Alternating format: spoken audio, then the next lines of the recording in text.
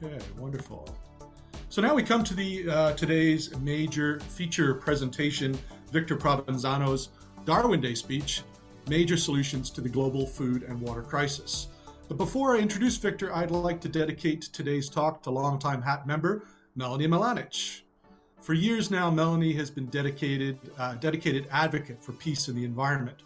Her gentle insistence on raising these issues and having them prioritized and discussed in all facets of her life, including her HAT, is a testament to her caring, her love of the world, and her humanism. It is as a direct result of her quiet determination that Victor is even here today. Melanie's forum topic on biodiversity loss was what attracted Victor Provenzano to our group back in November. So thank you very much to Melanie. This one is for you. Victor Provenzano is an ABD, all but dissertation from Stanford University, where his two mentors were the major eco-thinkers and world-renowned philosophers Michel Serres and Jean-Pierre Dupuy. Victor has published an article at Johns Hopkins, a scholarly article, and an article entitled The Intermittency of Wind and Solar in Clean Technica, whose editor-in-chief, Zachary Shahan, had this to say in his online introduction to the article. This article knocks it out of the park. It might well be my favorite article ever published on Clean Technica. Victor is currently writing a book of solutions to the water, food, and climate crisis containing hundreds of synergistic solutions to each of these three major global ecological crises. Please join me in welcoming to the forum the Humanist Association of Toronto's 2023 Darwin Day presenter, Victor Provenzano, Major Solutions to the Global Food and Water Crisis. Thank you very much, Richard, and thank you to everyone for having me, and to those who were kind enough to ask that I give a talk. Thank you very much. I am still sort of emerging from a virus. I think it's RSV. I'm 70, and so it's been a slow emergence. So I hope I have all my clarity of mind from beginning to end to do this presentation. Since this is Darwin Day, okay, I thought that I would. Since this is Darwin Day, I thought that I would start out by framing the entire talk in such a way that it fits in with the frame of human evolution, Earth history, and eco-history, and not simply the three crises that we're facing of water, food, and climate. And so a lot of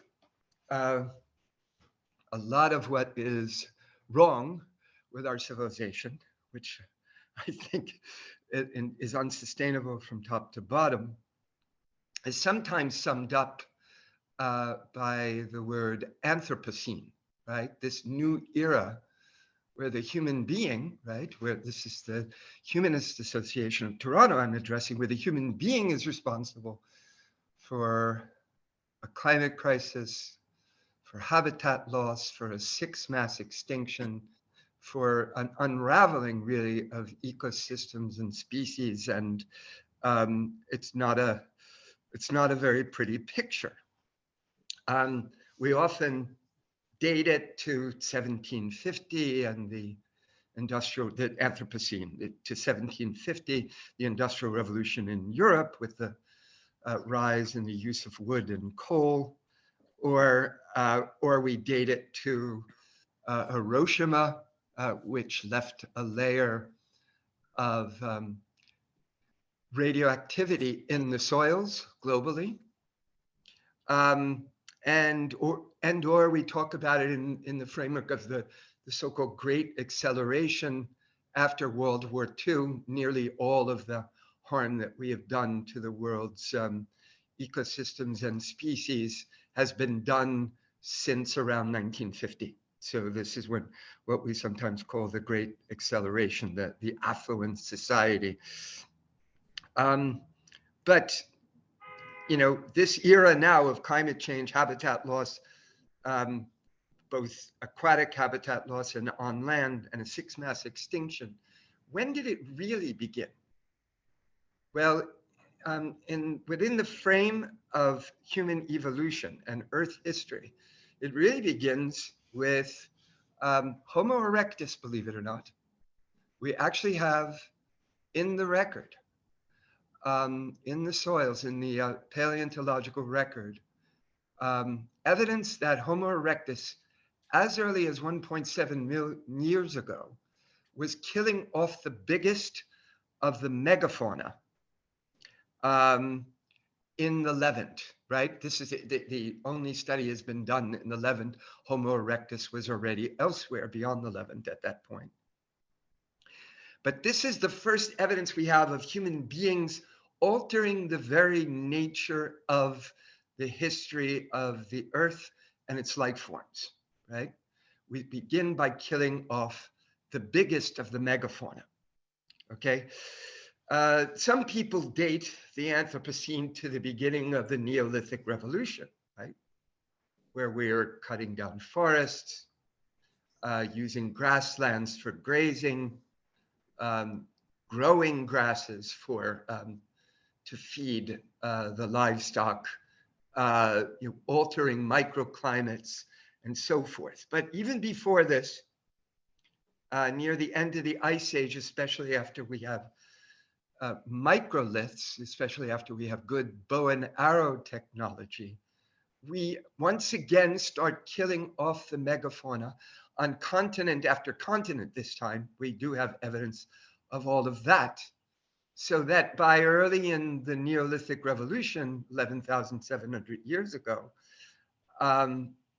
the megafauna is beginning to vanish, and vanishes almost entirely over the next few thousand years. So we've been altering the planet, reshaping the planet long before the Industrial Revolution, Hiroshima, and the Great Acceleration. I just wanted, for, in honor of Darwin and Darwin Day, I wanted to place the issue of humankind's harm to the ecosphere all the way back to some of its, ecological, some of its historical beginnings.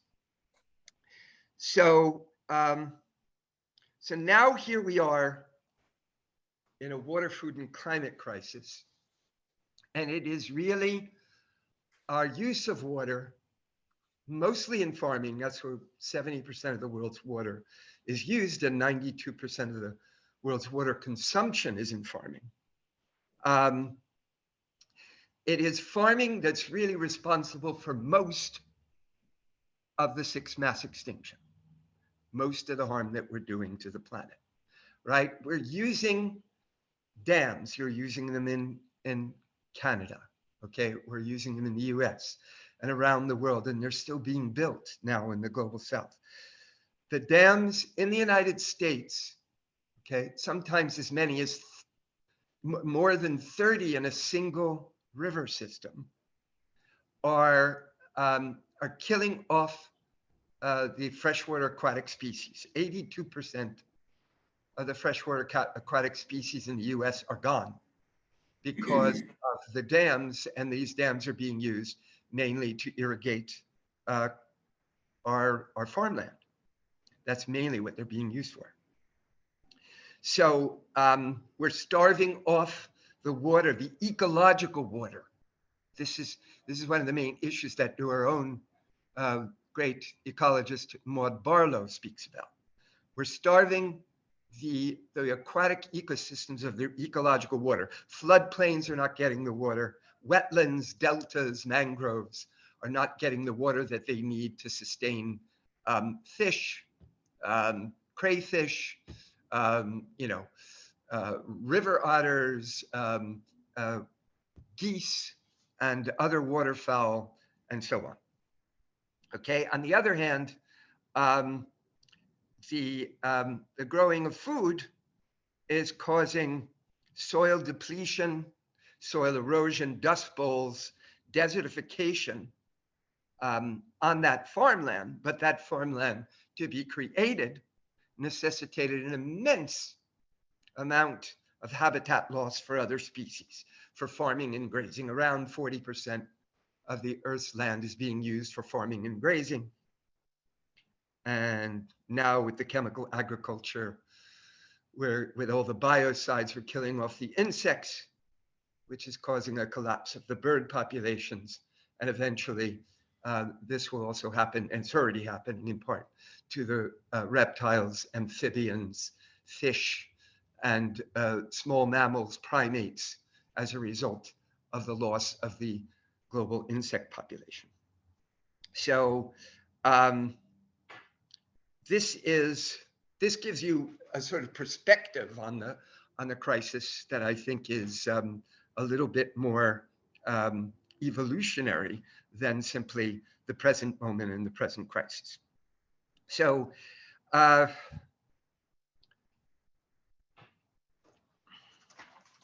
I'm going to start by reading to you. I'm going to put you on screen. I haven't even been seeing you.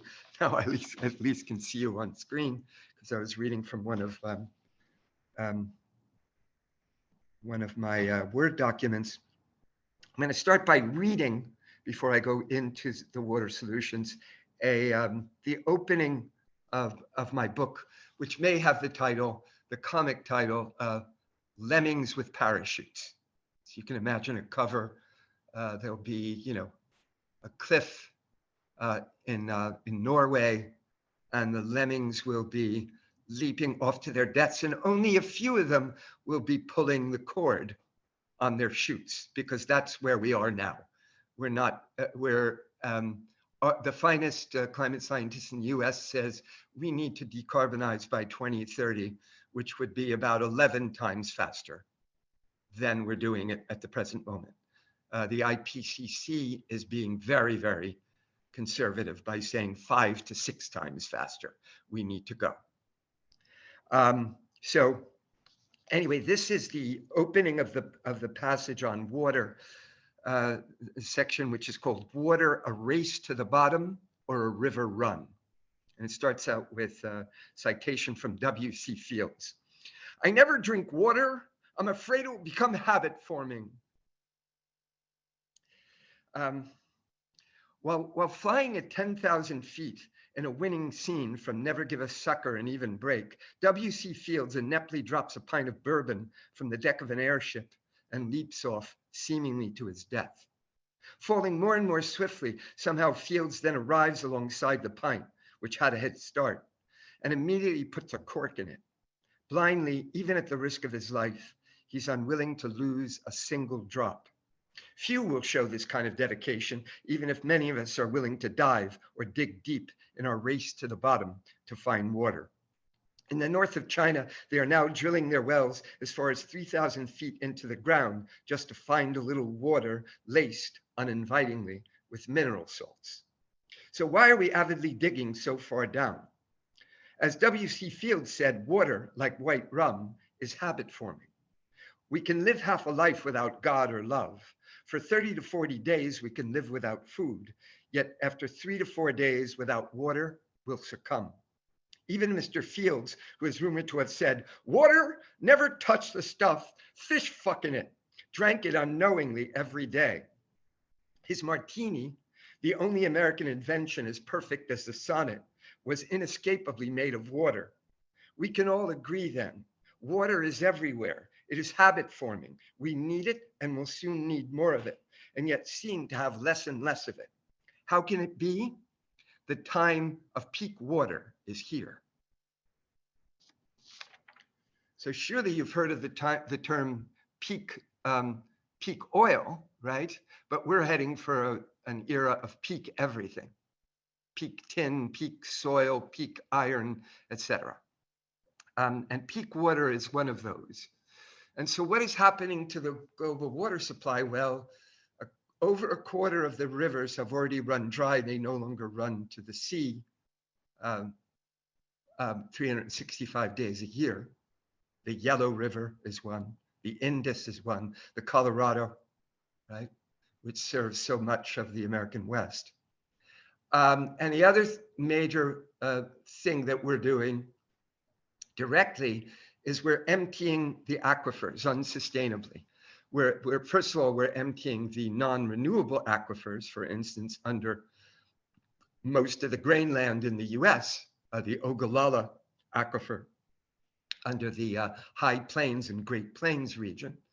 And we are also unsustainably using the renewable portion of the aquifer, the upper aquifer, right? At the same time, the rainfall patterns are shifting, and we're losing the land ice, which is the source of the spring melt, which is giving us river flow during the entire year. So, so the water supply is vanishing. So one of the things that I tried to do in the book is to propose a new definition, really, of water supply, because we're not going to be able to rely on our rivers because they're running dry. And we're emptying the non-renewable aquifers and using the renewable aquifers unsustainably. So we have to find a new water supply. So I'm redefining what water supply is and separating it out from the ways in which we need to conserve water, right? Be more water efficient, particularly in agriculture first, and then industry, and then cities and buildings, which use a very small amount of water comparatively. So I'll skip on the gray water. Black water is one of the major things, for instance, for cities and industry. We're going to need, particularly in the areas of the world that are water poor, to reuse our black water, to recycle our water. Now, one of the ways in which the politicians have tried to stop this is they call it toilet to tap. Right? But here is the dirty little secret, and it's indeed quite dirty, that we are all drinking water that had feces in it, because the water is coming from upriver, downstream, and then each city is cleansing that water to make it potable. So in fact, it would be easier if cities were to reuse their water supply over and over by cleansing it, by using the technology, reverse osmosis, which is used in desalination. It's 40% of the cost of desalination, right? Which everyone tries to use as the panacea. It's an ecological calamity. We should not be desalinating water. The Gulf, the Persian Gulf, where they have the most desalination plants in the world, is almost ecologically dead, to give you an example.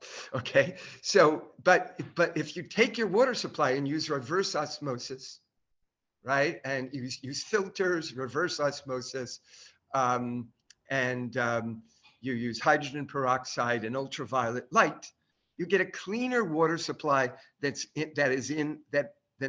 the water supply that's in your aqueducts, right? And your large water mains. That's how clean it can become. So black water is going to be recycled. It's starting already. It's in the US, it's starting already in Belgium. You're going to see more and more of this, particularly in the water poor regions like the American West. It also can be used in industry to recycle the industry's water supply, which is over 20% of the water, right? Why allow them to use potable or semi-potable water, right, for their cooling processes, for instance? Why not have it required that they recycle their water supply, that they cleanse it to a standard that would keep their products safe, and then recycle it over and over again? So one of the things is leaks. Besides black water, leaks. We're losing 16% of the water in the United States to leaks. So one of the main ways to do it would be to put sensors on the underneath the streets, pressure sensors, flow sensors, sound sensors that would automatically trigger the arrival of a repair team to stop the leaks. Those leaks can also be repaired on the mains going that are giving us our irrigation water. Evaporation is a major one. So how to stop evaporation? Cover all the aqueducts and canals with solar panels. And what you do is, this is already being done on a wide scale in India, and they're beginning to do it in California.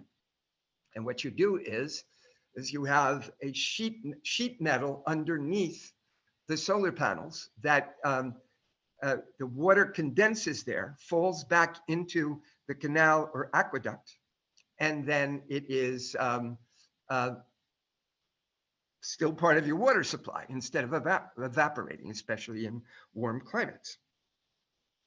Rain needs to be collected. Okay, this I'm trying to point to evaporation also in relationship to farms, right? Because we're using the aqueducts and open air canals to do irrigation quite often.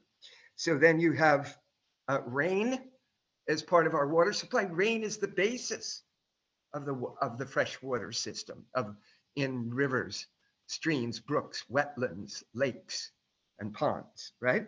So you can collect water in cities, you can collect water on farms. There's an entire province in Western China where they collect rainwater in a cistern in their entire cellar, and they have their water for supply for the entire year, and they have several far bigger cisterns on their land, on their farmland, where they gather water to irrigate all year. Okay, floods. We think of floods as a calamity, right? There's all this harm that is done to land, to buildings, to human beings with floods. We need to think of floods as a boon. We need to learn how to harvest the flood. So in India, for instance, and on the foothills of the Himalayas, they have started to build. This is a term, I'm altering the meaning of the term, step ponds. They go up the hillside, okay, up the slope. They have a series of ponds. As it goes further down, the ponds are larger and larger. And so the water that is coming down the slope during the monsoon, right, which would have caused floods, which would have, completely, ruined villages and uprooted human beings, instead is being saved for the dry season in India and being used for irrigation. So the flood can be a boon rather than a source of ruin and calamity. Runoff, it needs to be seen as a new water supply. So in cities, what we need to do is have the porous city, porous pavement everywhere. All of the paving, sidewalks and streets would be porous, so that the water would settle down into the aquifer below the city, depending on, you can't do it in certain cities if the bedrock is too high, right? It would be difficult to do in New York for that reason. But in many or most cities, right, you could have porous paving and then be filling the aquifer. And as the water moves into the aquifer, the soil, the various levels of soil, right, sand, rock, clay, soil, cleanse the water. And you already have water which is usable, for instance, for gardening or for toilets, and with a little bit of treatment, it's potable. Okay, so the drainage under farms also needs to be harvested. And if it's drainage, they use what are called drainage tiles, which are basically porous pipes under the ground, which take some of the water that would have caused the farmland to be waterlogged and remove it, right? But we should be reusing this water supply over and over instead of allowing it to go back into the rivers. And then, we should be leaving as much of the water in the rivers as possible so that the freshwater aquatic life can thrive again. So the main issue really is farming, water for farming. So in the farming sector, um, you know, everyone talks about drip irrigation. It's an excellent solution. It's far more efficient than furrow flood or furrow irrigation or center pivot irrigation, right? There's far less evaporation when you do drip irrigation, especially if it is underground drip irrigation, right? But what is the main issue? The main issue is being forgotten when people look for techno fixes. So this fix is a no-tech solution. To retain water in the soil, you restore the soil. Here are the figures. Like a very poor farm soil would only have 1% organic content. Raise that content to 5%, and you get 6 times the amount of water being retained in the soil. You may not even need irrigation if you do your soil restoration properly. You can restore soil with plant waste and food waste and manure and compost and what is called biochar, okay, where you anoxically char the organic waste and then add it back to the soil. This was done by the Indians by the first peoples of Amazonia, were growing their food in soil, in what is called terra preta, black earth. Okay, but one of the greatest ways to restore soil was invented in Canada, in Quebec, and it's called bois ramayal. Am I forgetting the third term? It's BRF. I'm forgetting. Bois ramayal fragmenté. Okay, it's basically chipped branch wood. We call it in English chipped branch wood. What you do is you take the new branches of trees. Every farmer should have some woodland on their farms, right? It retains water, right? You can have nitrogen fixing trees, which fertilize the soil. What you do is you have to do this once, and you may not have to restore the soil for 25 years. You cannot imagine what the fruits and vegetables look like. You've never seen color in fruits and vegetables of this kind that they now have in Quebec, in France, in West Africa, the French part of West Africa. So you take the newest branches on the tree that are up to a few centimeters in width.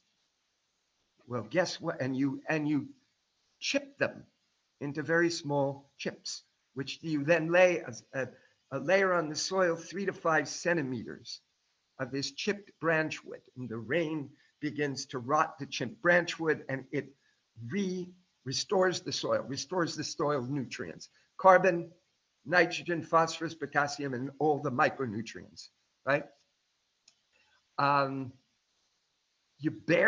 There are some instances with this technique created in Canada that you do not need to irrigate at all, depending on the conditions of the soil. So you fertilize the soil, you store carbon in the soil, you store water in the soil, and you get fruits and vegetables, the likes of which you have never seen. Canada is responsible for that. So in addition, you can do no-till agriculture. You don't plow the soil. You simply drill a hole in the soil and plant the seed. And you leave the plant waste on the soil, okay? And you always have cover crops. You never leave the soil bare. And the result is the soil gets restored every year from the cover crops and from the plant waste. And you are not allowing carbon carbon excursions into the air from the soil, and you're keeping the water in the soil. I think maybe I'm going on too long with the water, and I barely even touched on water. So maybe I have to switch over, but with the more crop for drop movement, this is the last thing I'll say, we have what is called drip irrigation, okay? And drip irrigation is, if you want to do it, and the most efficiently is expensive. It's about $2,500 an acre to do drip irrigation with the tubing underneath the ground so that it lets out a very small amount of water at each point along the pipe underneath where you have planted your crops. And you plant your crops in such a way that they get the maximum amount of water from this underground microtubing. Okay, but you can't expect the global South to be able to afford, $2,500 an acre to do drip irrigation. So they developed a method in India, which is brilliant. And they use something that sells in the markets to everyone in India. They're called Pepsis, P-E-P-S-E-E, Pepsis. They take this plastic tubing and they perforate it and they lay it along the rows of crops. And they pour water from large, 3, 4, 5 gallon jugs into a funnel into the pipe, and it waters with precision at the base of the stem of the plant. Okay, so you save about 50% of the water that you would use in flood or furrow irrigation by doing it this way. You save about a third of the water, which already gives you savings, but that from center pivot irrigation, which is the emerging, technique in the West. So I'm going to, I've got to go over to food, even though all of this is related to food.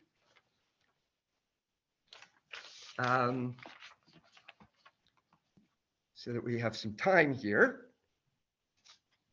Okay, so our food system is responsible not only for the habitat loss, right? Our food system is responsible for sending nitrogen and phosphorus into the river systems that then ends up at the mouths of rivers and is creating, along with the biocides, creating dead zones at the mouths of rivers. As of midway in the last decade, there were already around 500 dead zones globally, and the number was doubling around every 10 years, right? Because more and more nations are beginning to use the chem-ag techniques of the West. This is not a matter of a philosophy. It's not a matter of someone who's a natural food enthusiast or organic food enthusiast. It is entirely unsustainable. It is stripping the soil bare of its nutrients. It's causing soil erosion, dust bowls, desertification. We're heading for a 30% rate of desertification by the end of this century. So it simply cannot be done. It's not sustainable, our current methods of agriculture. So I start out by mentioning the fact that it's killing the fish and the other marine life at the mouths of rivers. At the mouth of the Mississippi, the dead zone is the size of the state of New Jersey. Okay, the size of the state of New Jersey. Okay, so one way to solve the food crisis is to give us a sustainable supply of fish and other aquatic food, right? So we need to continue. Right now, about half of the fish in the U.S. on the table, on the family table is farmed fish, right? And we're having success globally with carp and catfish and tilapia. What they like in the U.S. and Canada is tilapia, mostly tilapia and trout. But where salmon is calamitous because the illnesses that the salmon right? When you herd them together into small areas, especially when you do it in an estuary, not only do the salmon that you're raising die, but it kills the river salmon and it kills the marine salmon, which are the same, but at different times of the year. So the choices, the good choices are carp, catfish, and tilapia. We need to establish, in addition, marine protected areas, okay, near the seacoasts of the world's coastal nations. The first one was in the state of Maine, and the fishermen were up in arms. Well, guess what happens? You set aside this area, say 2 miles wide or 5 miles wide along the seacoast, and you don't allow any fishing there, right? And the fishermen have to travel a longer distance to find the fish. And what happens? You don't allow fishing, so the fish population is restored and the shellfish population is restored, mollusks and crustaceans. And all of a sudden you have this abundance for the fishermen who were earlier up in arms. There's been agreements internationally to do this. Very few are doing it or at the rate that they need to do it. But in order to restore the world's fish populations, we have depleted, especially the North Atlantic, of its fish. We need to establish marine protected areas. We need to end the wide-scale dumping of fish bycatch at sea by beginning to require a commercial boat or firm that is fishing for certain species on a quota system, so that by law it will have to trade its unofficial bycatch to another commercial boat that is actively fishing for one of those bycatch species. And by also requiring at the same time that each commercial boat will by law have to keep all of its less favored bycatch on board and then sell it in port as fish to make either a food dish, fish oil, or fish meal. We need to shift ASAP to 100% decarbonization of the energy system to slow and later reverse the current rise in ocean acidity that is underway because seawater is still absorbing our CO2 emissions. The combination of the warming of the seas with the CO2 absorption has killed off over half of the plankton, meaning over half of the basis of the marine food chain. We have to put an end to chemical agriculture so as to, restore the life forms to the dead zones. We can begin, for instance, to raise algae in the desert, right? This doesn't require new arable land, and so it adds to our water supply.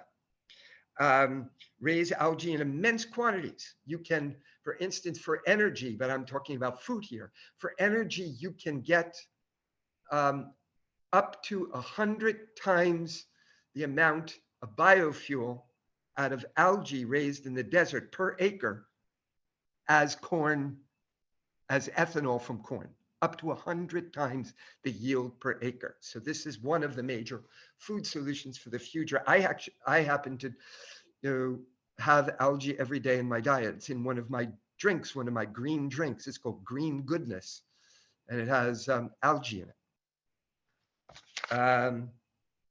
We can begin to harvest. This is another emerging food source, although it's used widely in East Asia and Asia Pacific. We have widening blooms of jellyfish all over the world. Well, jellies are used as a source of food in East Asia and in the Asia Pacific on a wide scale. They use them even in salads, not simply cooked. They use them in salads. So we can, let me go over to farmland before all the time runs out, okay? But these are some of the ways, I start out by saying that we were harming freshwater aquatic life, right? As well as land-based life forms with sourcing our water from rivers and tilling and grazing the soil.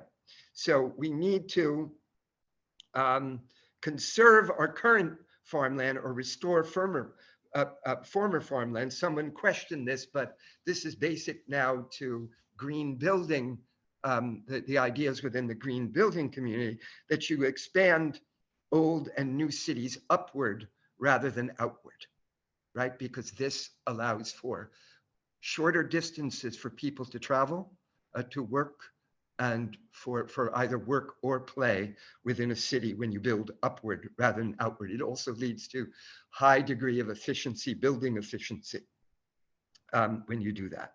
Okay, we need to stop the global land grab, which by the first world nations, which is now being called the new scramble for Africa. In the most water poor, grain poor nations, famine stricken nations of East Africa, the US, Canada, Europe, the Gulf states, Japan, are renting out land on 99-year leases to grow biofuel crops and to grow grain for their populations. Biofuel, as far as food, the food supply, we need to eliminate the growing of biofuels. We're in the process of electrifying the entire transportation fleet.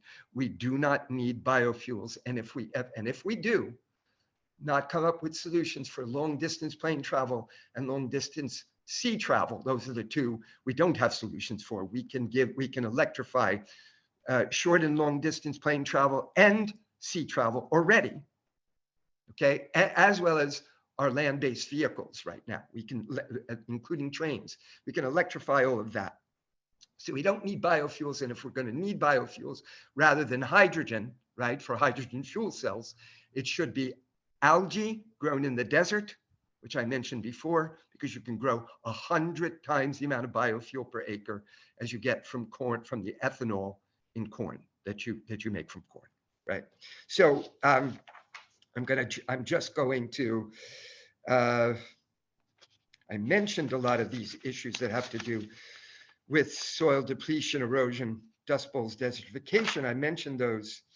I'm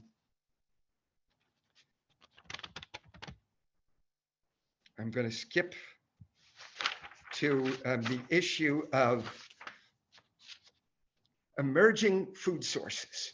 So I mentioned some of these, but this is to put in perspective. Let's assume we do not do what we need to do to preserve the world's food supply. Well, we're not doing it, I can tell you.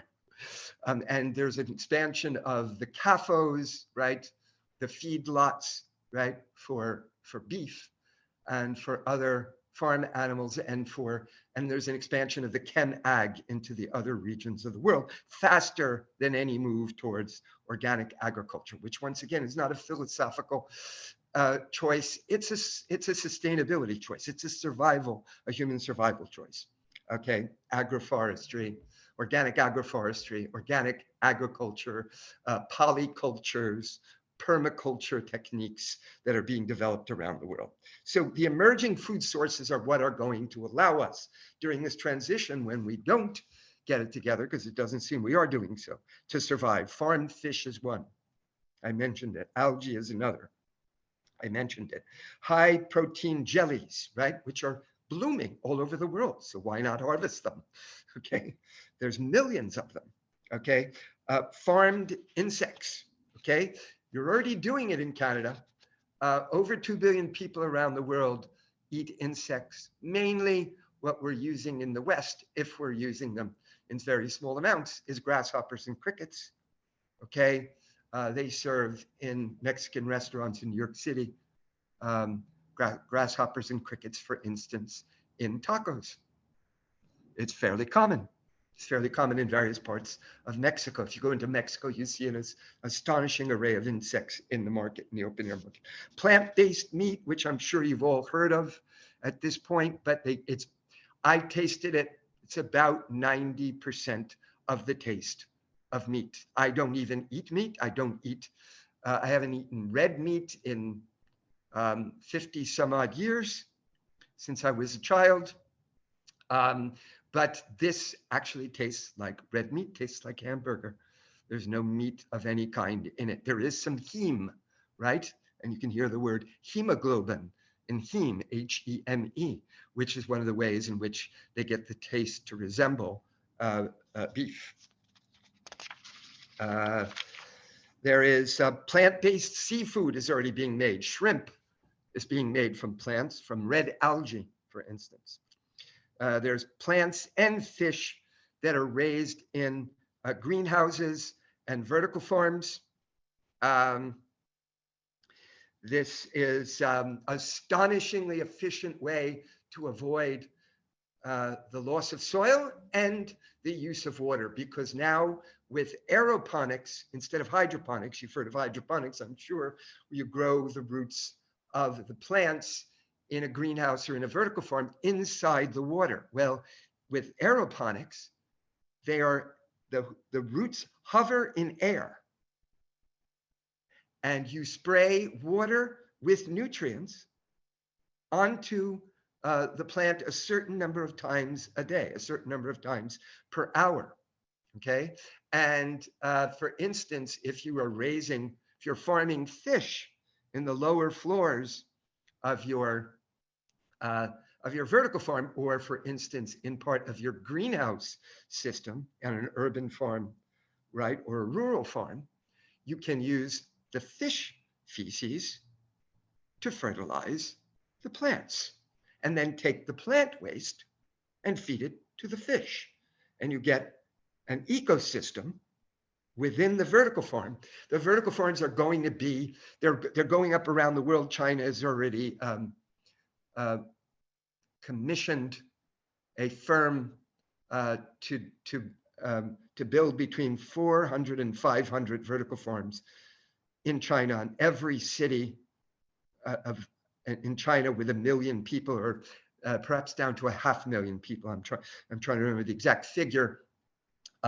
Vertical farms are the future, because we're not going to be able to depend on the soil. If you're wondering why China is doing it, China has 4 deserts in the western and central northern regions of China that are conjoining into a single desert, and the sandstorms are covering Peking a number of times a year. They have to send all the inhabitants of Peking out into the street and onto the roofs to remove the sand so it does not cause roof collapses. And as a result of China's overgrazing, overtilling, overcutting of trees that is causing the desertification, Korea has a 5th season of the year. They call it sand. Okay, just to give you an example of how apocalyptic some of the changes we have made to the planet are. So I have not been able to cover anything other than a tiny, tiny portion. There are hundreds of water solutions, hundreds of food solutions, and highly detailed climate solutions in the book, of which at this point only a large portion of the water section has been written. And there is a global foundation which has just vastly expanded in scope, just received immense sums of money, and I'm not even going to mention them because they haven't officially funded the book, but they're saying that it's going to happen sometime this month, sometime in February. They're going to be funding the book. I'm going to try to come out with a book that looks like Drawdown, which is the single finest book of climate solutions so far, edited by Paul Hawken. It's the Drawdown Project, and they came up with 100 solutions to the climate crisis, 80 of them for the present and 20 for the future. And they gave, they told you exactly how much, CO2 will not be emitted. Okay, exactly how much CO2 will be absorbed as a result of that will be drawn down from the atmosphere as a result of the solution, right? I'll just give you one example, and I'll end it there because it has to do with my book. Like I said, I don't eat any red meat whatsoever, but you can actually raise cows, sheep, goats, pigs in a savanna-like landscape and get a net storage of carbon per acre of 10 tons a year. It's a savanna-like landscape, so sparse trees.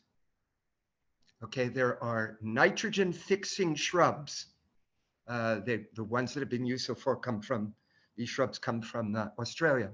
And wild grasses, wild native grasses, which have root systems that are 4 to 10 feet deep.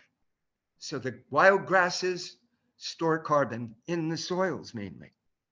Okay, the nitrogen fixing shrubs fertilize the grasses, and the trees, some of which are nitrogen fixing, some of which are not, absorb the water, keep the water in place in the savanna landscape so as to allow for the growth of the grass, wild grass, and shrubs, which are eaten by the farm animals. And because of the fact that they're not being fed corn and soy and fish meal, their methane emissions go down by 2/3.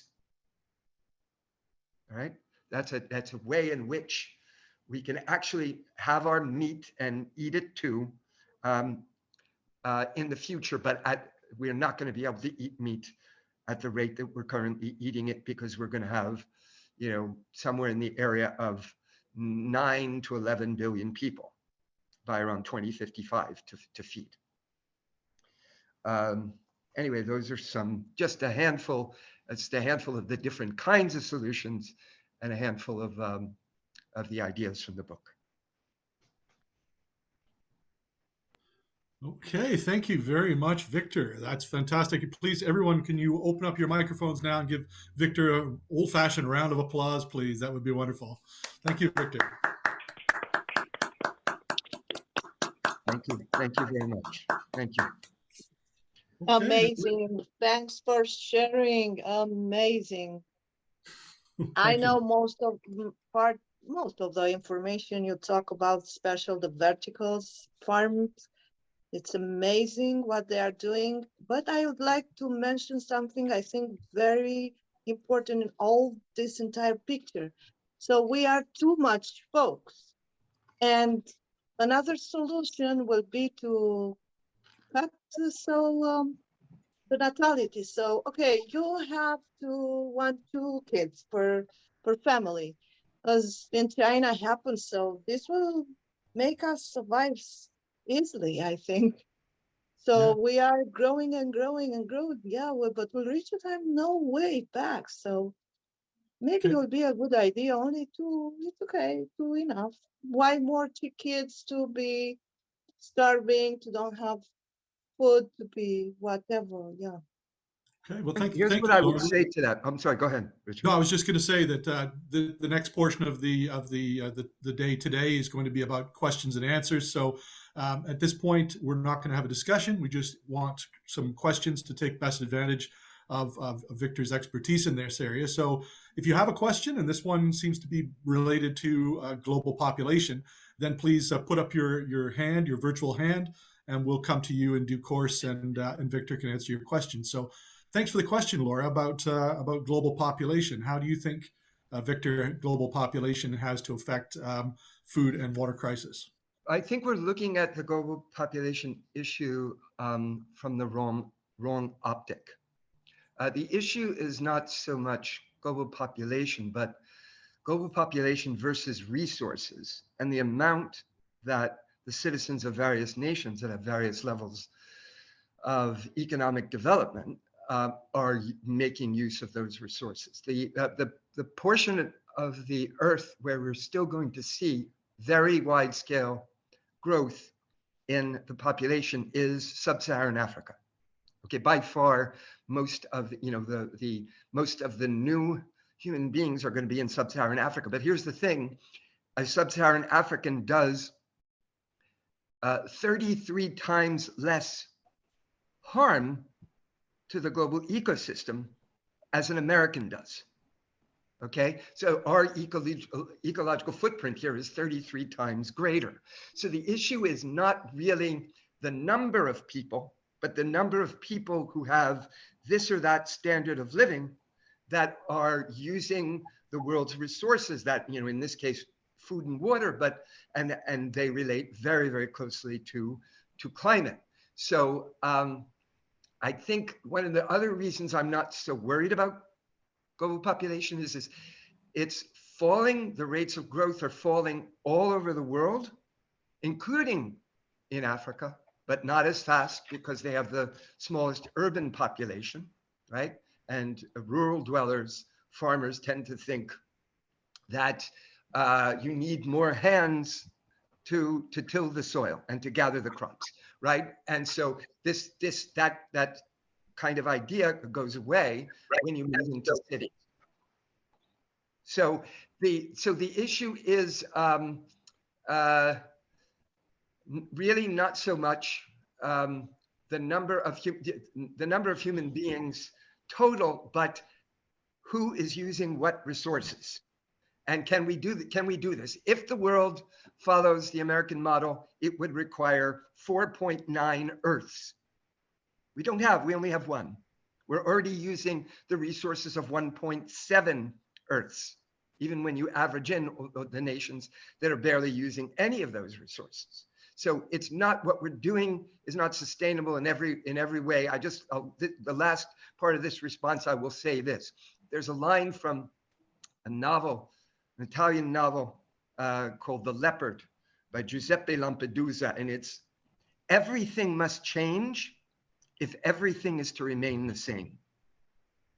That is where we are in terms of the issue of sustainability, right? And we in the global north are by far the worst offenders. Okay. Thank you, Victor. Thank you, Laura. Go to Karen Lynn now. Karen, a question for Victor. Oh, thank you. Thank you so much, Victor. I really enjoyed your presentation. I have a question about the Great Lakes. I read recently that the Great Lakes contain, I don't remember the number, but maybe 25% of the world's fresh water. And here we are, right at the edge of a Great Lake. I'm wondering, what is the state of the Great Lakes? Are they, in terms of pollution and availability, and is this changing, and are there political problems involved?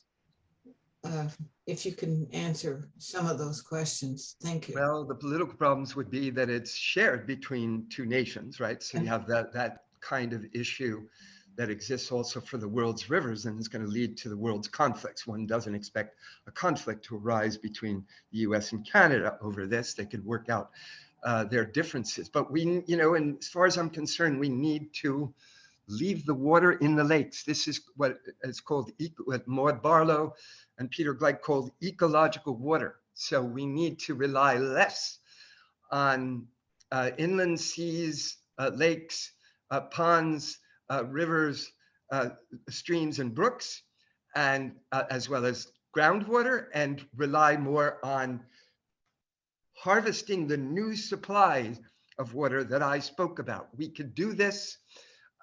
We can serve all of the world's farming needs, irrigation needs, and we can serve them with far less water, right? In particular, if you start with soil restoration and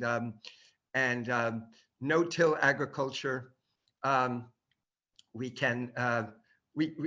it is entirely doable in spite of all the shortages that you're reading about. In Canada, I was surprised to read, Canada is known for having one of the highest,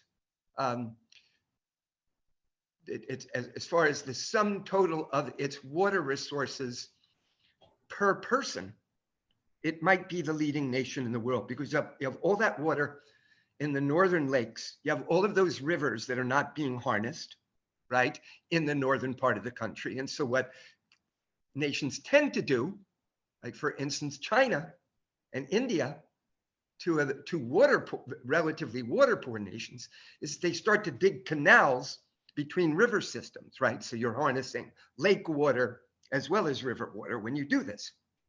And this is not the way to go. We need to leave the ecological water in place. We need to be able to revive the floodplains and wetlands and mangroves and estuaries, okay? And you can't do that if you start harnessing the Great Lakes for water. Could we do so? Could we cleanse the water sufficiently? Yes, okay? Some of the lakes, near New York State, for instance, were in far worse shape than, Michigan and Huron and Superior. Okay. But could we use that water? Yes. Should we use that water? No. The farmers in the Midwest are clamoring for it. The farmers, I'm sure, in Manitoba, Saskatchewan, are clamoring for it. But no, we shouldn't be. What we should be doing is restoring the soil, covering the aqueducts and canals with solar panels, repairing the leaks in the irrigation mains, using no-till agriculture and restoring the soil so that it retains more water, and using drip irrigation to maximize the efficiency of the irrigation. Okay. Thank you, Victor. Thank you, Karen. Thank you. George Kwong, have you got a question for Victor?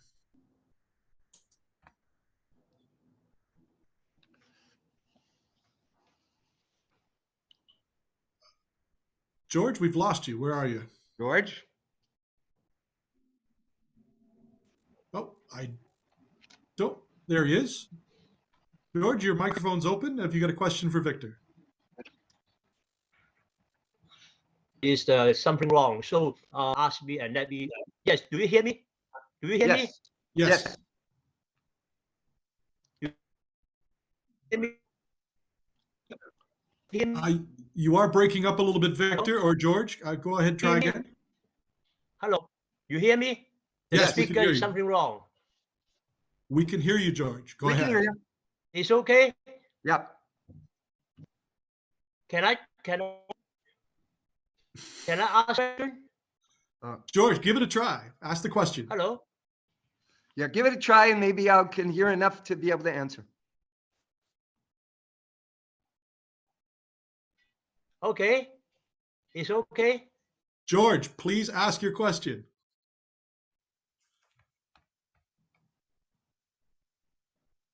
George, please ask your question. George, you could Hey. type it in. You could type it in and then Richard could read it. You could type it into the chat. Yes. Okay, George, we're gonna mute you for the time being and move on. If you've got a question for Victor, please type it into the chat, and I'll read it out to him in a moment. We're gonna go to Catherine Francis now. Good morning, Catherine. Good morning, Victor. I love that talk. I have all kinds of questions, but here's one no one will be surprised if I ask. How much of the water and food shortage issues you talk about would be solved if everyone stopped eating meat? A tremendous portion of the problem would be solved in that way. It takes about 7 pounds of grain for a pound of beef, right? As far as I'll skip over sheep and goats, they're in the area of about five or so pounds. I'm going to mention pork because pork is on the rise because of China's consumption of pork. That's about 4.4 pounds of feed. It's mainly globally, corn and soy. Some fish meal is in there. So what we're doing is quite often with soy, we're feeding high quality protein to farm animals. And what does that give us?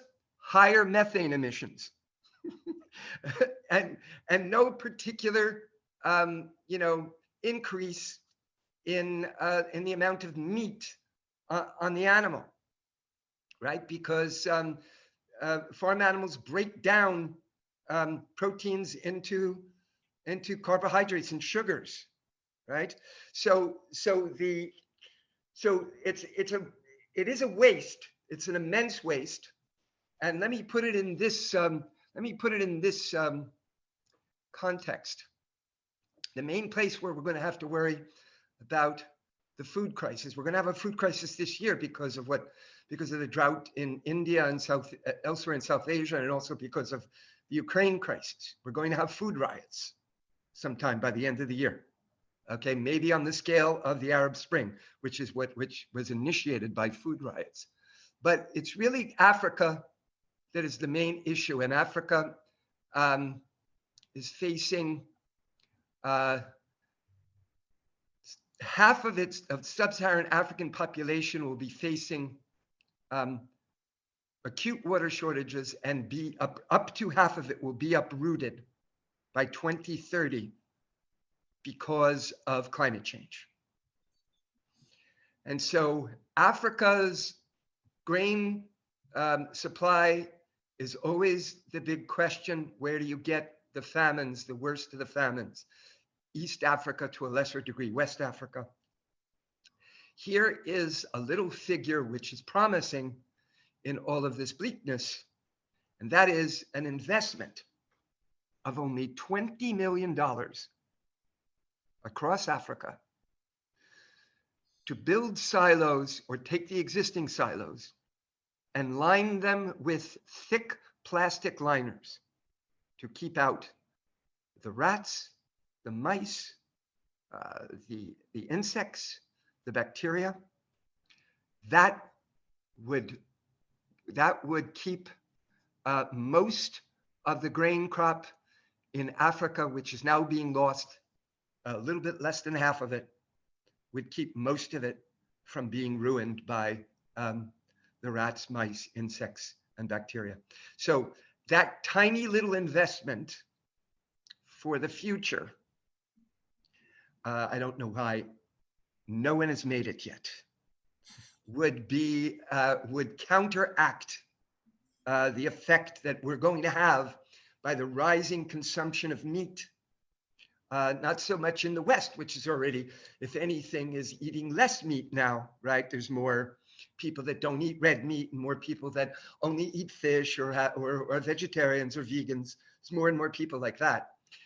It's the rise in meat consumption in the BRIC countries and in the emerging markets, which is then calling upon the world's grain supply as well as soy supply for and raising the price of those commodities. Okay, the famines which we'll have this year are not because there's a net shortage of grain. Famines are mainly caused by money famine. Those in the global south may spend a quarter, a third, a half of their annual, earnings simply to buy their staple. This is before they even buy any vegetables, let alone meat. So the famines are caused by relative shortages of grain. And according to the British Foreign Office, we're heading for a global famine and global social collapse by 2040 at the current, following our current policies. And that's the sober British Foreign Office, by it's not some naysaying green. Okay, Catherine, any follow-up to that? No, I just want to say I don't have the $20 million to do this, but I guess if I had an extra $20 million, and lots of people do, it sounds like a good investment. Yeah, absolutely. I wonder what organizations like GiveWell, the effective altruism website that promotes basic uses of charities to have the most impact, or the Gates Foundation or similar, are looking at those things. It seems like a no-brainer, but thank you very much for that idea. I had a question related to what you were saying about the marine bycatch. Mm-hmm. I'm interested in that idea that certainly that when you're fishing for a particular species, you also happen to catch in your nets a lot of other species. I'm just wondering, is it just that the inefficiency of catching something and then just dumping it to litter the oceans and to die back in the oceans is inefficient, and that those bycatches could be, as you say, traded between different companies or organizations looking to do that? Or is there something inherently bad about dumping the bycatch back into the ocean that causes a problem? So what's the problem with marine bycatch? Well, it's, if you're going to harvest something, you should be harvesting it, using it, eating it, right?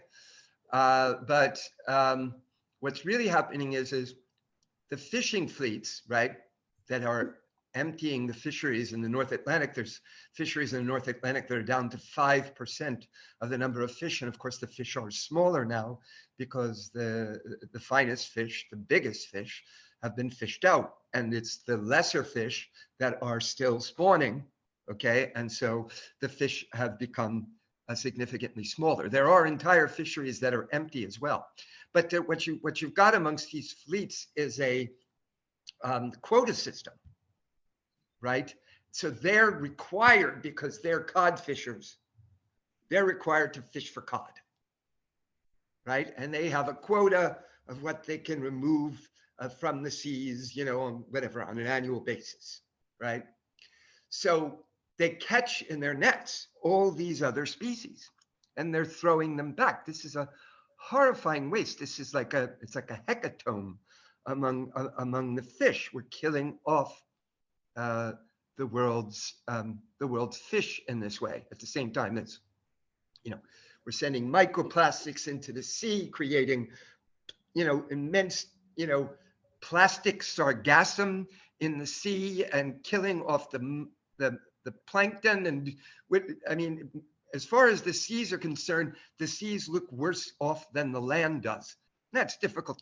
That's pretty hard to say, given what we're doing to the land. But yeah, so we need to be using anything and everything we remove from the sea. So, you know, you can make bone meal out of the fish bones. You can make, that goes into the fish meal. You can make fish oils, right? You can use them in fish meals. You can sell the sought after species to, you can trade them rather, right? You know, you're fishing for cod and you're fishing for ice fish, right? So the ice fisher trades the cod to the cod fisher, and the cod fisher trades the ice fish to the ice fisher. Okay, so that it's just a system that would be nothing we're doing is sustainable, but that would be far more sustainable than anything we're doing at present. Okay, thank you very much, Victor. Go to Michelle Edmonds now. Good morning, Michelle. Morning. Victor, thank you so much. I really love this part of this talk because you use so many examples, and it was so, you know, create so much imagery and things that I can relate to, like obviously food, right? And I just have a couple of questions. What do you say to people when they try and tell us that it's normal Earth changes, you know, within the Earth, that kind of like the climate changes every 2 million years, or you know what I mean? That kind of idea. And why? Like I don't really understand. I'm going to say Republicans because I don't know that Canadian conservatives share the same view about it's all a hoax or whatever, climate change, global warming. What's in it for them other than investment, you know, financial investments, I guess, to pretend it doesn't exist? Thanks. They're lying through their teeth. They know it. What the Democrats in the Senate say about at least their Senate colleagues, to a lesser degree in the House, they have less education. They're less inquisitive about the nature of things. But behind the scenes, all the senators, Republican senators who are denialists, are not. None of them are denialists. It's all this discourse was adopted by Exxon in particular, that created on its own, although there were other oil firms involved. They created 39 separate supposed grassroots organizations. We call them AstroTurf organizations and think tanks to promote these ideas about climate change. They started out with, and they tried to appeal to each portion of the public depending on their level of ignorance, right? So some of these groups said there is no climate change, and seamless denial. Some of them said, well, there is climate change, but its causes are natural. And some said, well, there is climate change and human beings are involved and there are natural causes as well. And we can't really say which has the upper hand there. And then there were those that said, okay, human beings are responsible for climate change, but there's nothing to be alarmed about.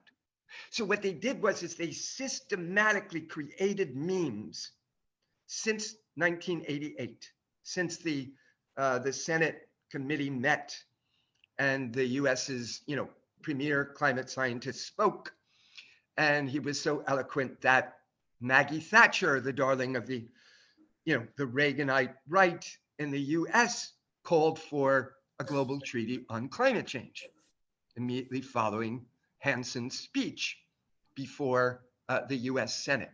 So what's in it for them politically is their campaign contributions. The Republicans depend disproportionately on campaign contributions from fossil fuel firms and defense firms. And quite often they promote, oh, it must be an accident, wars in oil states as a result. So this is what is behind this in terms of the politics. They don't believe what they're saying. They know that what they're saying is a lie. They know the science at this point, but they continue with one of those memes, right? Outright denial or partial denial across the spectrum that I outlined. Okay, thank you, Victor. Thanks for the question, Michelle. We'll go to Paul Kaplan now. Paul. Yes, I want to get back to talking about population and basically, how much people around the world are using resources, because I think, as you mentioned, of course, birth rates around the world have been declining for the past number of decades. And the explanation for that is that the standard of living has improved also throughout the world. People, the higher the standard of living, the fewer children, the fewer that people have children. But linking that back to what you were saying, if people are kind of better off, but that means they're also, that would also mean, I think you're saying they are therefore also consuming more resources as well. So even if you have a population decline, you still have the problem of how much resources people are using. If you could just, if you want to elaborate further on that. Yeah, well, I mean, let me give you an example on declining rates, birth rates. And that is India. Like, as you were growing up, I'm 70 years old, as you were growing up, what you heard was eat that food. There are starving children in India, right? And so the birth rate in India at this point is 2.2 children per couple. That's almost zero population growth. Zero population growth is just under 2.1, right? Because you have, infant mortality and also mortality amongst mothers in childbirth, right? So it's a little bit over two children per couple, about 2.08 or something that you have. That's zero population growth. And they're almost there in India, right? Which was the source of that comment about food and famine, right? Suffering, starvation around the world. So as far as the resources are concerned, we cannot do what we're doing. We can't do it. So the strategies have to be cradle to cradle design, right? For instance, in Europe, you have to, this is not the case in the US.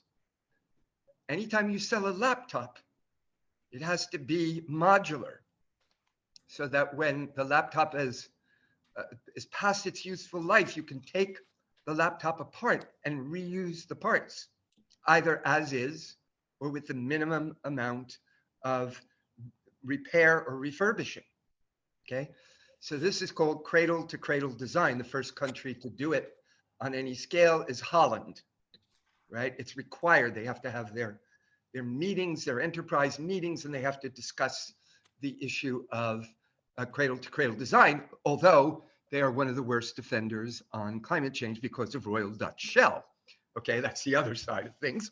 But so we need to do cradle-to-cradle design. Recycling is the last resort. What you want to do is reuse things as is, repurpose them only slightly, right? You barely do anything to them. Recycling requires an immense expense of energy and processing. Okay, it's expensive and there's an energy expense. So it's the last thing you want to do is recycle. Okay, people don't necessarily understand that. As far as where we're going to get the resources from, if we're going to have resources, we have to stop mining. We have to start mining the landfills all around the world.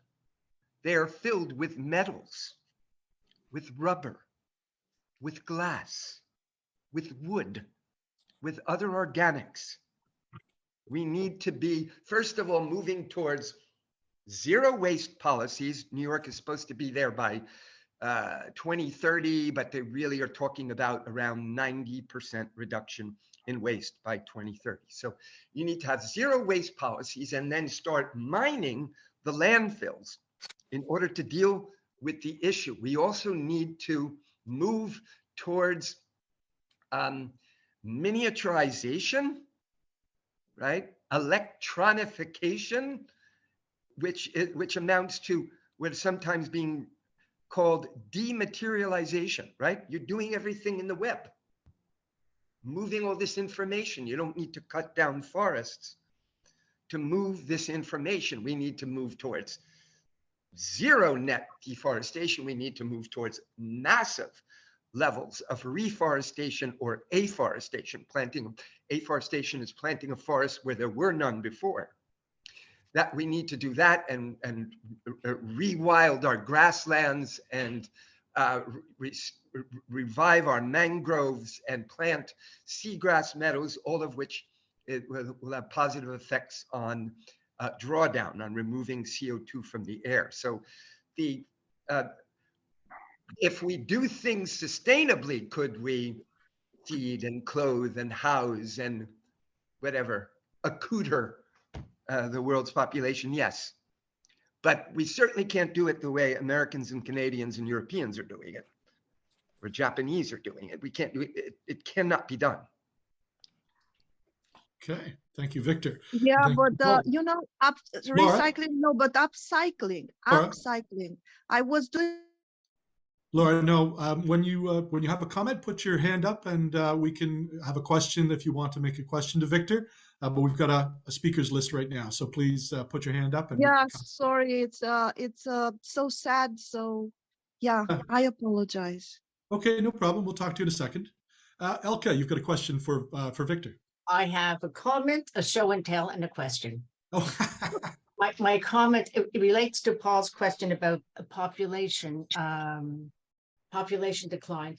Hardly a week goes by that I don't hear about some study somewhere in the world that has shown that in their particular area, there's been a decline in male fertility. When they measure the sperm, when they analyze male sperm, there's been a decline in viable sperm, and it's happening like almost all over the world. So that's the comment. My show and tell, I don't know, can you see this? I'd see like a couple, and it looks like it's under glass and it's made of ivory. I can't. No, it's made of fish bone. Oh, fish bone, okay. This is all made of fish bone. Amazing. And so that's my show and tell. And where did you come by that, Elka? Where did that come from? I am trying to see members of Conseil des métiers d'art du Québec.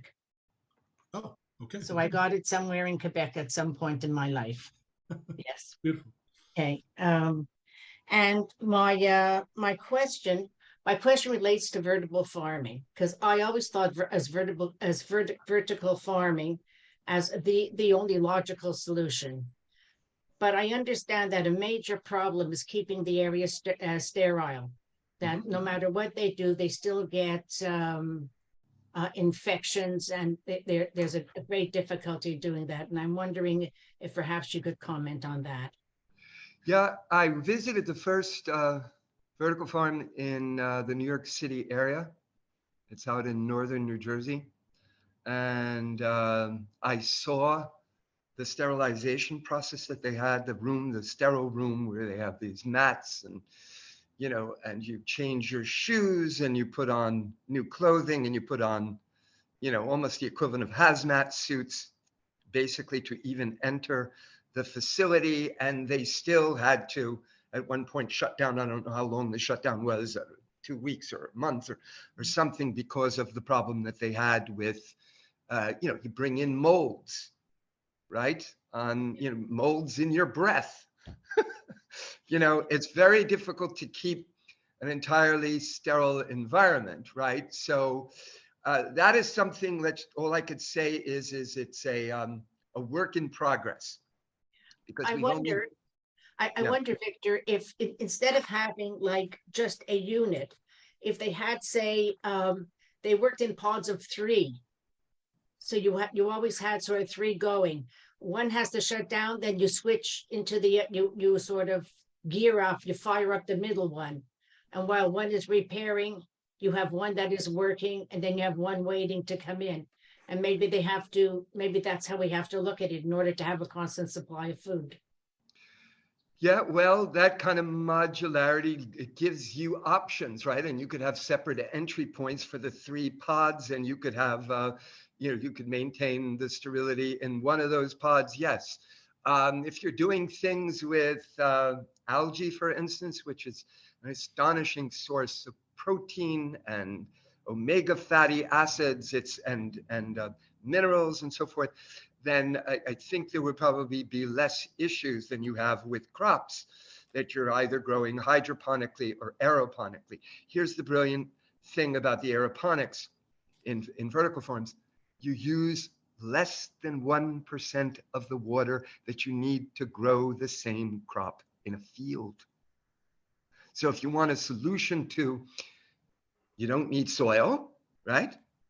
And you barely need any water, and you can recycle the water supply at the same time as you're recycling the nutrients, feeding plant waste to the fish and fish feces to the plants, right? So, but it's the sterile environments. Like you can't put an end to nature.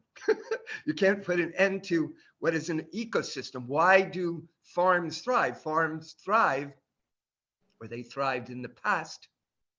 For instance, we have been creating these problems of blights from the very beginning because of our farming methods, simply by tilling the soil, by having bare soil, by having no ecosystem, no biodiversity in the ecosystem. That's what causes blight. When you have a mixture of plants together, you don't have those blights. But if you grow, things in a vertical farm right now, what they're growing quite often is salad greens, high-end salad greens like endive, for instance.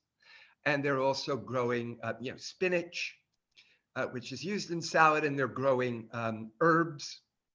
This is in the early phases where they're having to get over the whole issue of the scaling model economically, that they're growing the high value crops. Okay, so it's obviously it's going to improve the firms that are already scaling up, and this major firm which was based on the West Coast, which is moving into China. I mean, they will make the errors, and you have to start somewhere. You have to make the errors before there's a learning curve. I'm sure there's going to be some minor disasters. Like, we thought farmed fish was a great idea until we started farming salmon. It's like almost impossible to do it. The salmon die and kill off the wild salmon. Okay, thank you very much, Elka and Victor.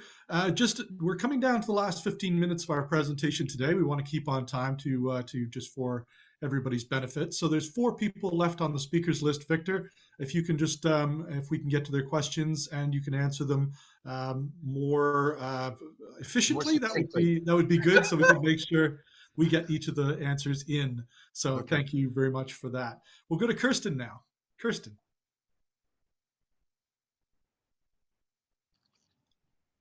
Okay, you're muted at the moment, Kirsten. Whoops. I have found this presentation incredibly valuable to myself. I'm hoping I can get a copy of it. Anyhow, my question is, and it's a quick question, and it's got a quick answer, is I suppose when the fishermen are throwing the fish back into the ocean, the fish are by then dead. That's my question. It's just but anyhow, you can answer that. And also, if Richard could give me an answer to how I can get a copy of this presentation, because I'd like to listen to it again. Thanks. Yes, just before Victor answers the question, the idea is certainly to have this recording placed on our website and our YouTube channel. So as soon as that happens, I'll let you know. Victor. Given the amount of time that a fish can survive out of water is very short, except if it's a lungfish, for instance, to whom we perhaps owe our existence as land animals. The fish die very, very quickly. They're in these immense vats on the deck of the ship, and they're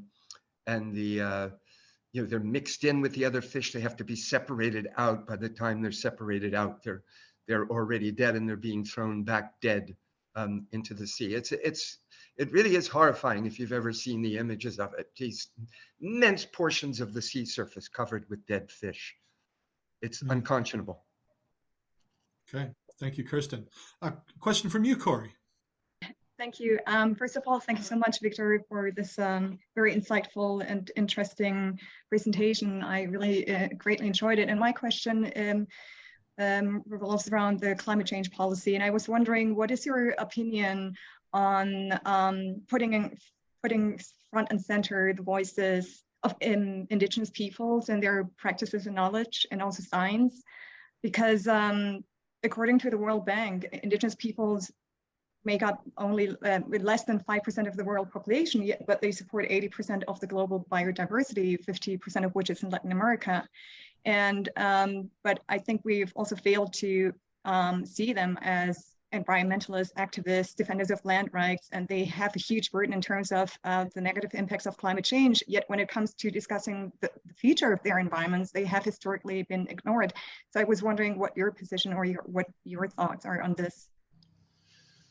Well, you know, it's obvious that, I mean, first of all, you have First Peoples around the world that are still living, right, on lands that are more or less pristine. There is no such thing really as a virgin forest or a virgin landscape anywhere on Earth, simply if you think about acid rain. But they're living in some of the remaining portions of the world where that are genuine wild places, right?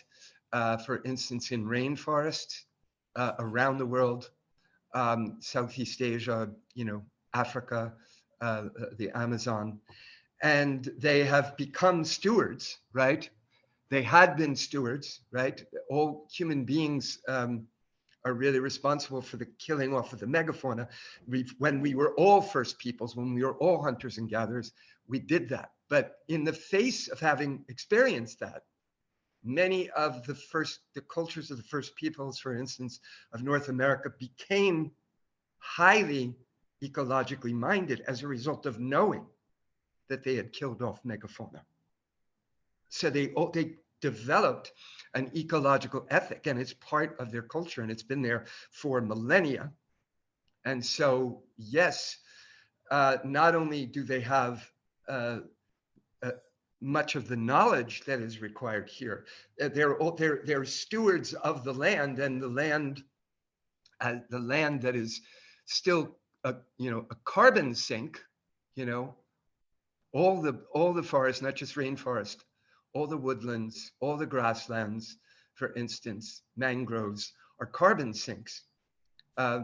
Since they're stewards over that land, we can work with First Peoples around the world to protect wildlife, to prevent the kind of wildcat deforestation that goes on, the hunting by poachers.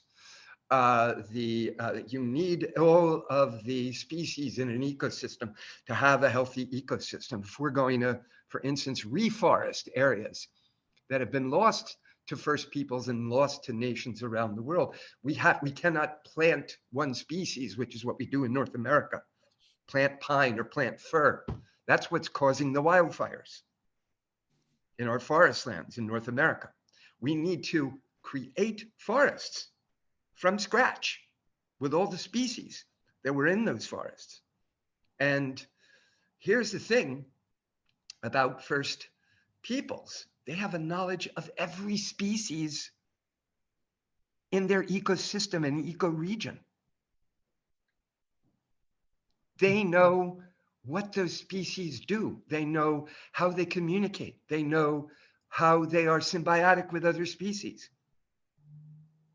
They know every medicine that's in every plant, every poison that's in every plant, every food that's in every plant or fungi, right? So they have this incredibly deep ecological knowledge. I'm sorry, I'm going on at length, and I'm sorry, I did exactly what I said I wasn't going to do. But of course, we need to involve the First Peoples around the world on these issues.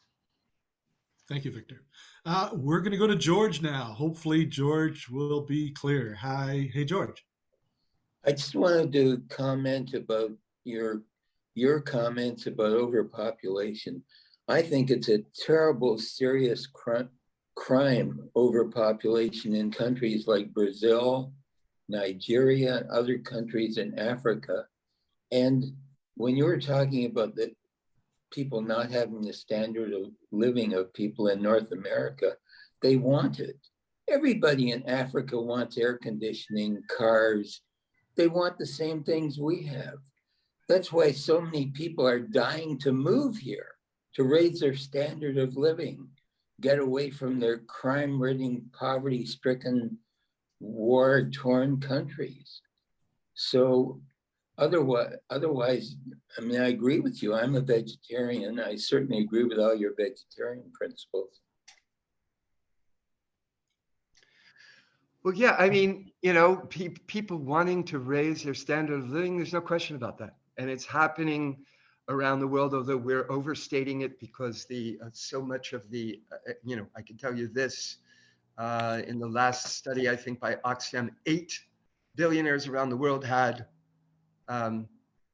assets equal to the bottom half of humankind. So when we talk about the rise of India, we're not accurately looking at the rise, what is really happening in India. 24% of those in India experience foodless days at least once a week. Okay, no one in the family eats. That's their strategy, simply for survival. So we are overstating what is happening in terms of the rise of incomes because the income is flowing almost entirely to the top. Okay, I mean, the United States, our 600 billionaires have 11 times the assets of the bottom half of the country. That's quote unquote a first world nation. I'm not so certain about that. But so yes, they want the higher standard of living and they'll start to use the resources, but it doesn't change the calculus. The issue is not the sheer numbers of human beings. It's what each human being in each culture, in each level of development is consuming in terms of the world's resources. And therefore, what possibility we have when we get to zero population growth, maybe 2055 or 2060, if all goes well, if we even survive as a civilization until then,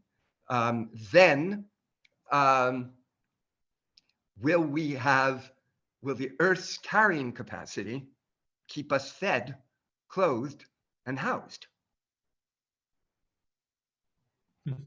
Okay. Thank you, Victor. We're going to go to George Kwong now. George, hope we can get your audio levels good. Are you there, George? Okay, George seems to be frozen at the moment, and I can't Did George hear ever him. type his question into the chat? No, I don't. I didn't see that there anywhere. No, Okay. I'm afraid not. Okay. Okay, so we're going to go to Laura now. Laura, you've got a question for Victor. More than a question, I have a, a proposition. So I participate in a World Indigenous Business Forum in October in Colombia. I'm working with a community from the Amazon. They are 13 communities.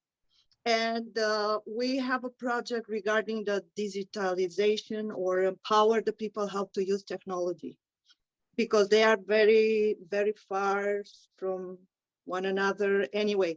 So another thing, I'm very involved in indigenous culture, indigenous knowledge. I have contact with 17 countries, so I have a strong connection.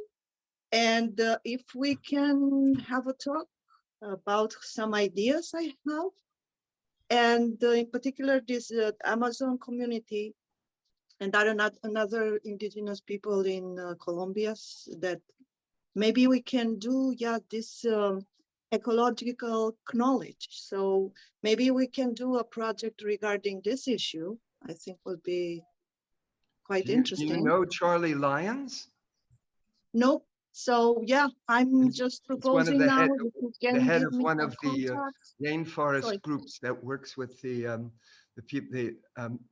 peoples of Amazonia, right? And he's working against the gold mining, the wildcat gold mining, and the deforestation and the slash and burn, and by the farmers who are invading the Amazon. Very interesting. Can you give to Richard the information and Richard to pass it to me? Yeah, I mean, I Or can. you. Let me see if I could just. You will be the best person because you have a lot of knowledge. I know most of the topics you talk about because I'm investigating a lot. I like to know about what's going on. And yeah, please, I would like to contact if we can do something. I'm putting my email right now into the chat.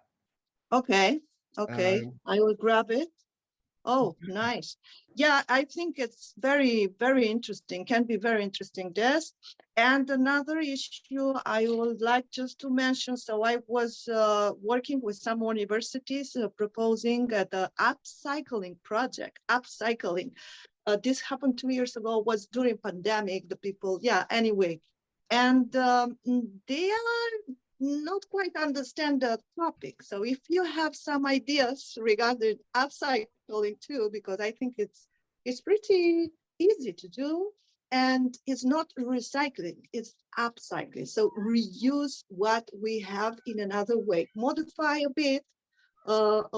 What about of plastic? You cut it, whatever, you make a nice elf and you put it in your garden as decoration. Just a quick example of it, or the flower, whatever. I mean, the main example I would give is wood. We're sending wood we're making paper out of it, and we're sending the paper into the landfill, and we're sending the wood into the landfill, and we're sending the furnishings into the landfill. We need to have, an end to net deforestation. We need to reuse every piece of wood. Over and over again, we need to reuse every piece of paper. Over and over again, we need to reuse the bark and the wood chips and the sawdust, for instance, for making building materials. There should be nothing that is ever used, for instance, as wood biomass for burning. There should be no burning. When you burn wood biomass, you're taking decades or centuries of stored carbon and sending it into the air. So, I mean, like, one of the main things we talk about in terms of recycling, for instance, is paper, yet almost everyone is doing this disastrously, the way we're treating the world's forests. Okay, thank you very much, Victor. Thank you, Laura. We're going to go to George Kwong. One more time here, George, can we hear you? Just only one thing, and I'm finished. So I think in the future we have Laura. to be grateful for the luck a crazy man, Elon Musk. He is trying something big, I heard, to save us together. Okay, thank you so much. Okay, thanks, Laura. George, we're going to give it one more time here. George Kwong, do you have a question you'd like to ask? Doesn't look good. Okay, so I'm afraid we'll have to leave it there. Thank you very much to our speaker today, our Darwin Day presenter speaker, Victor Provenzano. If people could open up their microphones one more time and give Victor a round of applause, that would be wonderful. Bravo, bravo. Yes.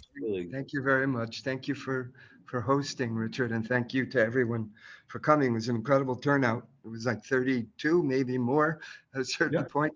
At one point, absolutely, yeah. So, Victor, we're really very much looking forward to your book. I love the idea, Lemmings with Parachutes.